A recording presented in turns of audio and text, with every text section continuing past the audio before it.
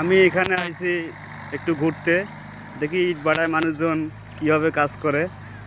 তা আশেপাশে লোক দেখতে পাচ্ছি আমি, অনেকে কাজ করতেছে।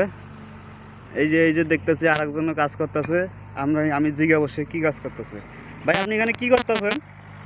ভাই ইট ভাটায় কাজ করতেছি। আগে গার্মেন্টসে চাকরি করতাম, তো সেই গার্মেন্টসটা হঠাৎ করে বন্ধ হয়ে গেল। এখন ভাই গরিব মানুষ কি করবো, কাজ করে খাইতে হইব, তাই ইট ভাটায় এসে কাজ করতে। ভাই অনেক কষ্টে আছি, এই সারাদিন এই রোদ্রের মধ্যে কাজ করতে হয় ভাই। গার্মেন্টসের চাকরি বাদ দিয়ে আবার এই কাজ কেন করতেছেন? ভাই গার্মেন্টসের চাকরি বাদ দিছি, গার্মেন্টসের মালিককে বেতন দিতে পারে না ঠিক মতো, কাজ প্রতি মাসে কাহিনী করে, ইস করে, সেই করে। এখন গার্মেন্টসের চাকরি বাদ দিয়া ইট ভাটায় চাকরি নিছি, ইট ভাটায় কাজ করবো। এখানে মানুষ সরল সোজা মানুষ, একদম নিখুঁত মানুষ, এখানে কোনো ভেজাল নাই। এদের সাথে কাজ করতে অনেক সুন্দর লাগে, ভালো লাগে।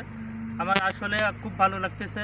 এই গার্মেন্টসে যে এত 12 বছর আমি চাকরি করলাম, এই 12 বছর চাকরিতে আমি এতটুকু বিন্দু পরিমাণ শান্তি, ভালো একটা শান্তি পাই নাই। কাজ করে আসছি সেটাই জানি, কিন্তু এই যে আজকে এখন আমি এখানে কাজ করতেছি, কাজ করতে আসছি। এখানকার মানুষগুলা খুবই ভালো, গরিব মানুষ, একদম খুবই ভালো মানুষ। ওদের সাথে কাজ করতে আমার অনেক ভালো লাগতেছে।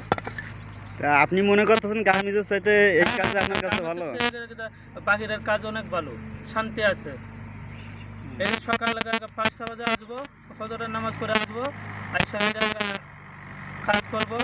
আবার জোহরের আজান দিবে, নামাজ পড়বো, নামাজ পড়ে খাওয়া দাওয়া করে আবার এসে কাজ করব। এভাবে আমি 5 ওয়াক্ত নামাজ পড়তে পারি। আর গার্মেন্টসে চাকরি করে আমি কখনো 5 ওয়াক্ত নামাজ পড়তে আমার খুব কষ্ট হয়েছে। এখন নিয়োগ করছি গার্মেন্টসের চাকরি বাদ দিয়ে ইট ভাটায় দিন মজুরি কাজ করব।